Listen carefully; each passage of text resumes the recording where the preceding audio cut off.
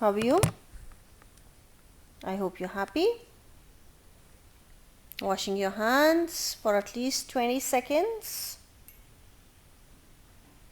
And I hope you know why you need to wash your hands for at least 20 seconds. So today we're going to revise Unit 5. So let's see what Unit 5 has.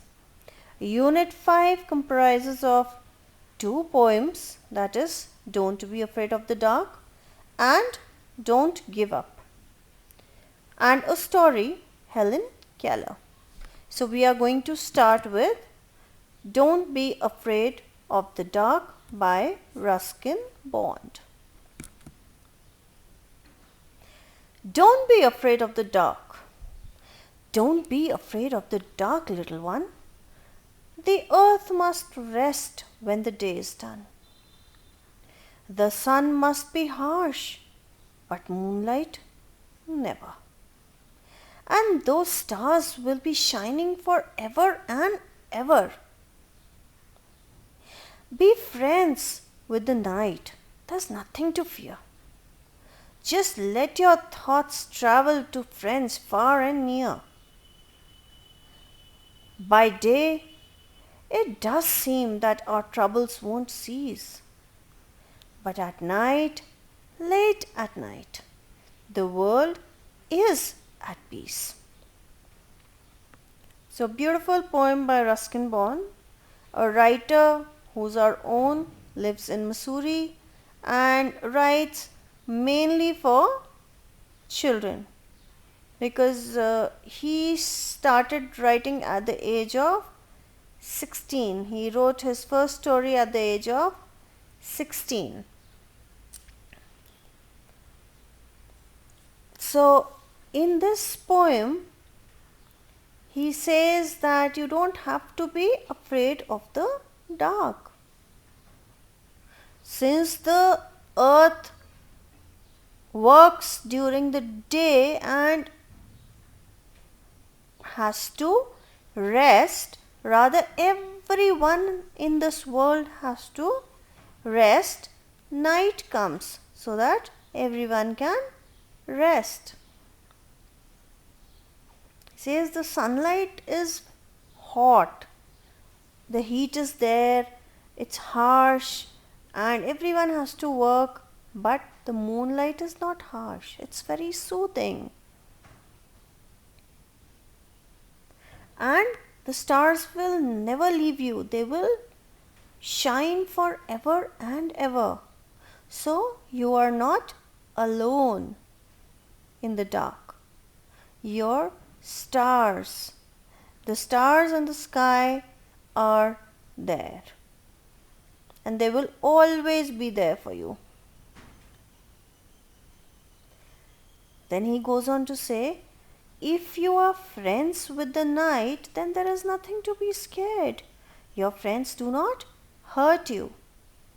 So, you should be friends with the night. And what about the thoughts? Thoughts are something that travel from here to there without any mode of transport. Don't use aeroplanes or ships or anything. Just close your eyes.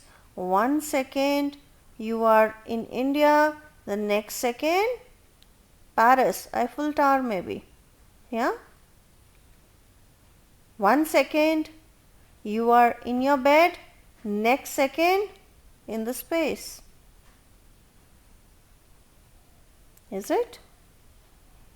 Or have I made a mistake? Tell me. Is it space or in the space? It is space. Okay, the space means something else, a place to sit, a vacant place to stand or sit or keep your things. So, when we talk about space, we don't use any article. So, 1 second you can be in your bed, the next you can be in space.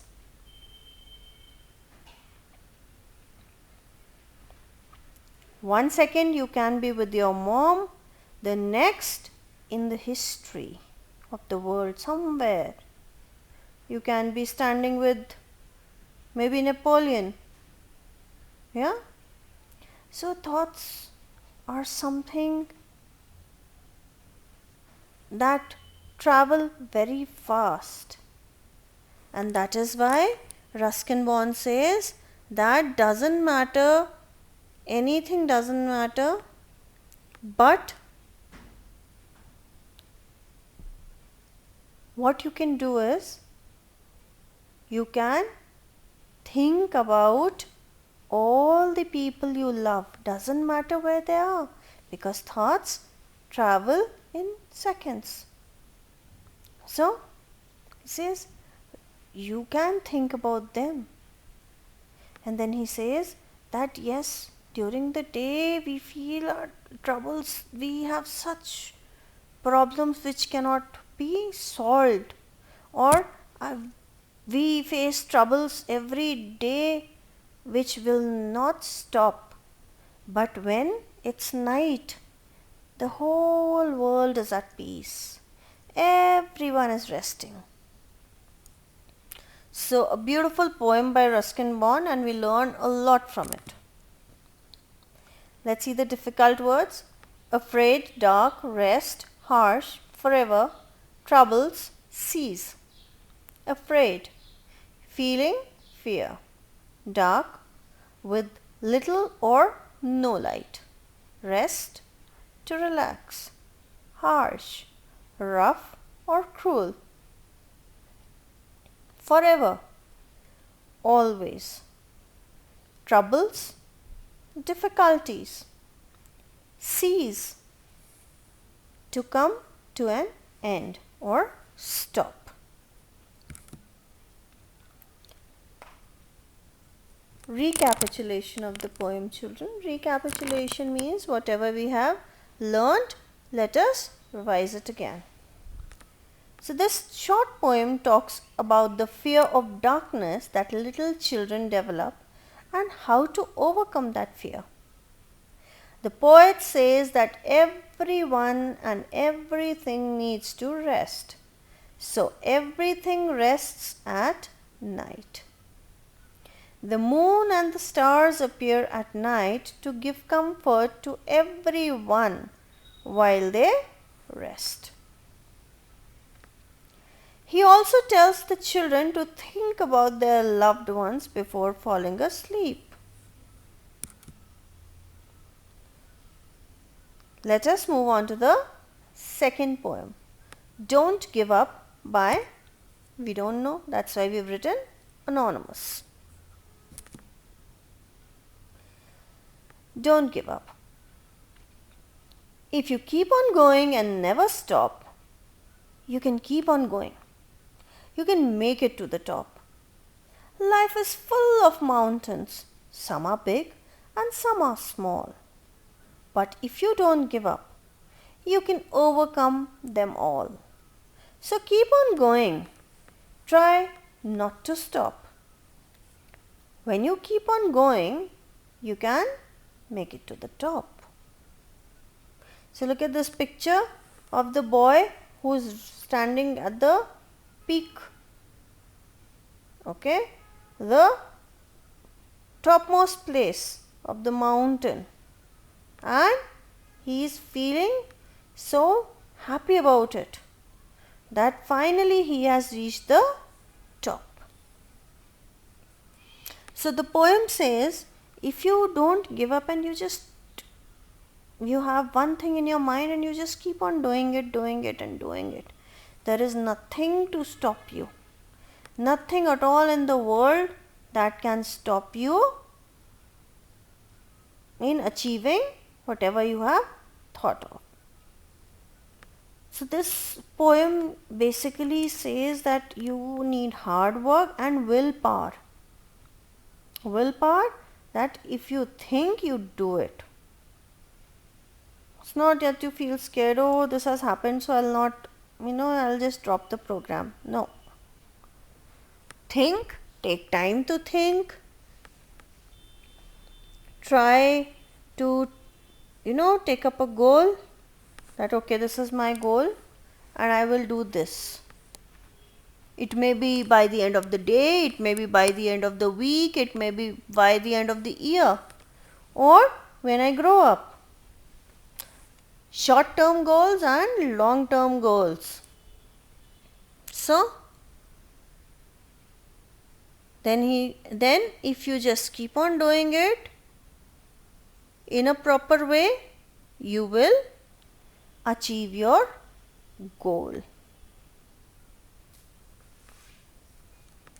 Nice poem, a very inspiring thing for children and rather everyone in very easy words. Recapitulation of the poem. This poem talks about the power of hard work and willpower. The poet says that if you aim at doing something and do not stop trying to accomplish your goal, then there is nothing to stop you. Only you can stop yourself if you do not have the will to continue. He says that there are problems in everyone's life, but not only those people, but only those people win who do not give up. And the story that you have is another inspiring story about Helen Keller. And this is a true story of how a child who could not see or hear went on to make such a big name and being so successful in life. And that also at the time when there were so many things ladies could not do, and on top of that these disabilities. Disabilities means that she could not see or hear, so she was disabled. Let us read. Helen Keller. It was the summer of 1880. A healthy baby girl was born in a small town of Alabama. Her parents loved her dearly and named her Helen Keller. But one day the baby became ill, and day after day her fever stayed high. Everyone in the family tried to help her to get better, but all they could say was, "There's nothing we can do.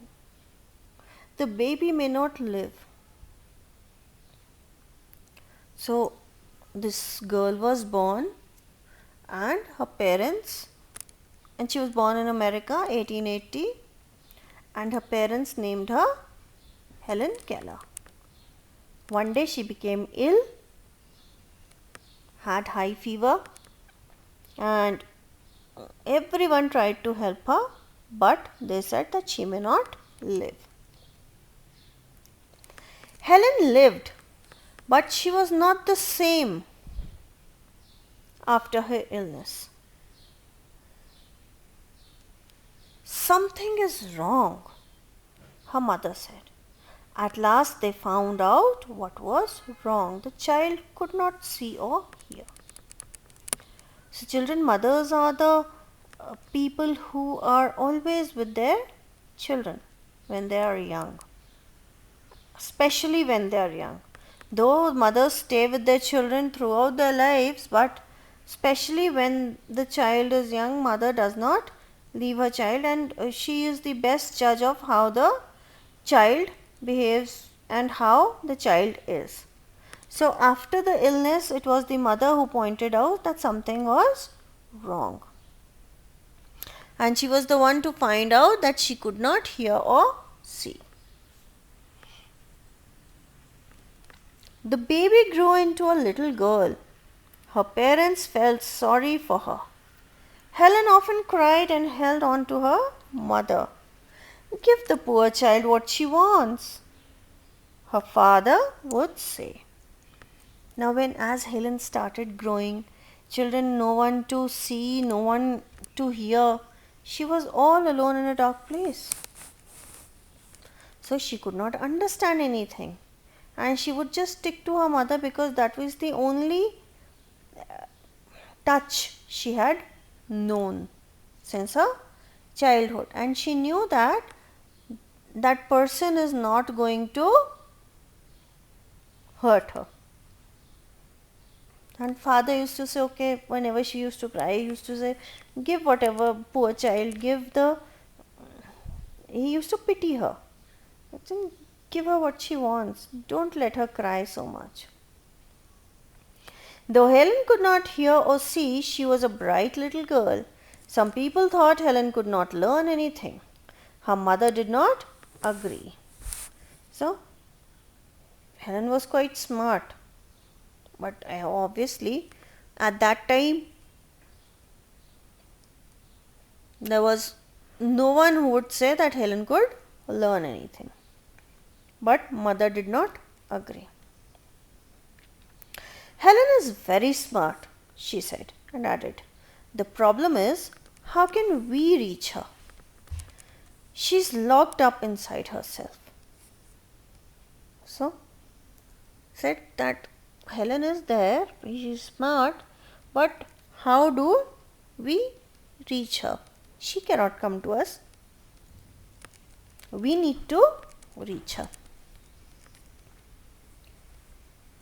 Helen began to grow wild. She would not let anyone comb her hair. Her clothes were always dirty. She was often angry. Sometimes she even lay on the floor and kicked her feet. So as Helen started growing, she started getting more and more lonely inside her room, inside the darkness. She was scared. So she wouldn't let anyone comb her hair. She wouldn't let anyone touch her. She was always dirty because she kept on falling down. She was on the floor. She used to lay on the floor and kick her feet. So Helen's parents thought that they should find a teacher for her. Miss Sullivan, a young teacher, agreed to help Helen to learn to see the world. So children, at that time, there were no trained teachers, as there were no trained doctors, no trained teachers. But this lady seemed to know the way to get to Helen. So she agreed. Miss Sullivan, she gave Helen a doll. D-O-L-L spells doll. Now we all know the spelling of doll, D-O-L-L. But what did she do with Helen? Because Helen could not see the spelling, Helen could not hear the spelling. So she spelt the word with her fingers into her hand, Helen's hand. She made the letters with special hand signs. Remember the game, children, that we play sometimes with our friends? You can play this game at home. You can ask your brother or sister or mother or father to write something on your back with their finger, and you can just guess what they've written. Starting with one letter, then a word, small word, that is 3-letter word, then 4-letter, 5-letter, then finally a whole sentence. So this is how Miss Sullivan spelt the word with her fingers into Helen's hand. She made the letters with special hand signs.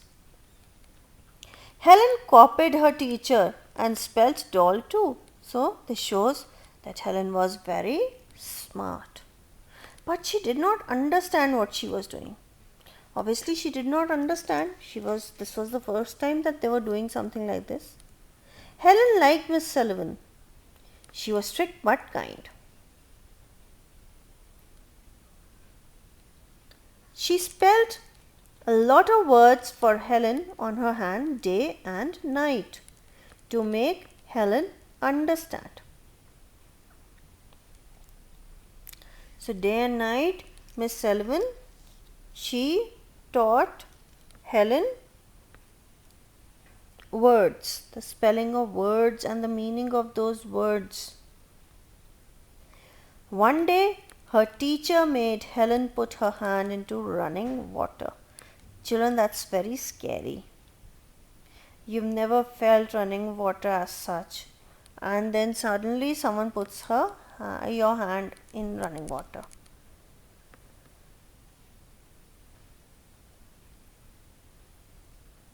Then she spelled W-A-T-E-R.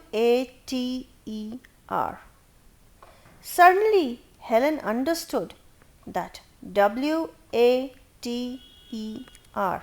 This is what we say, W-A-T-E-R, children.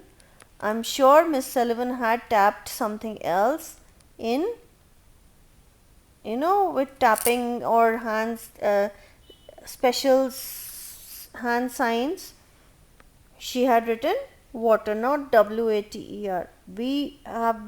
It's written for us to understand.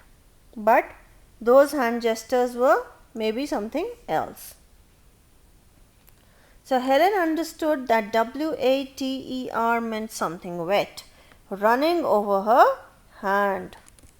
Now she understood that words were the most important things in the world. Words would tell her everything she wanted to know. Let us see the new words. Dearly, illness, poor child, bright. Dearly, to love very much. Illness, disease. Poor child, a child you feel sorry for. Bright, intelligent.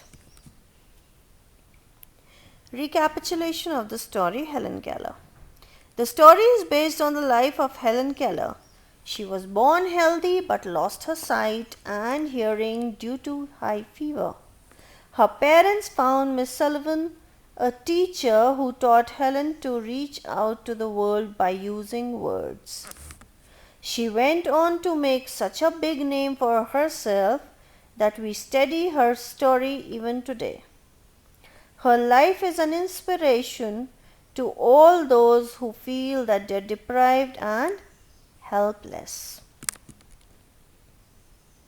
So let us just relate all the two poems and the story. The recapitulation of the whole unit. This unit is about sensitizing children to the world around them in terms of their fear of night and darkness. Yes, if you see the first poem, Don't Be Afraid of the Dark, and Helen Keller, they were related to darkness. One, night, darkness for everyone. One, blindness, darkness for only one. Unit 5 of Marigold Book 4 comprises of two poems, Don't Be Afraid of the Dark and Don't Give Up, and a story, Helen Keller. The themes that have been discussed in the unit are respecting differences. Children, if you look at someone who's blind, you should not say, oh, he's blind, I don't want to talk to her or him, or I don't want to help him. No, you need to. You need to respect them. You need to think how they handle their lives. And also the second theme is people around us. There are so many people around us, how they take us and how we take them. Our perception, their perception, it's all there in this unit. This unit also talks about differences in children which emerge due to certain individual needs that may affect their learning style. So, all the children are different and we need to respect their differences. That is why some children learn by playing, some children learn by doing, some children learn by just listening, and there are some who write and learn. So everyone has their own style of learning. Let us see what your assignment is. Oh, this is interesting. Make a chart about some difficulties that you face in terms of fear. Make a chart that I don't like doing so and so and so, and I can't do this. Like I feel scared in doing this. I can't do. Okay? So the idea behind this assignment is not only to make children do things, but also to understand what they feel they can't do, because there is nothing in the world that you can't do. Remember. So we need to know and understand what you feel you can't do. Remember, I need to understand so that when you come, I know you. Okay? So until next time, thank you. Bye.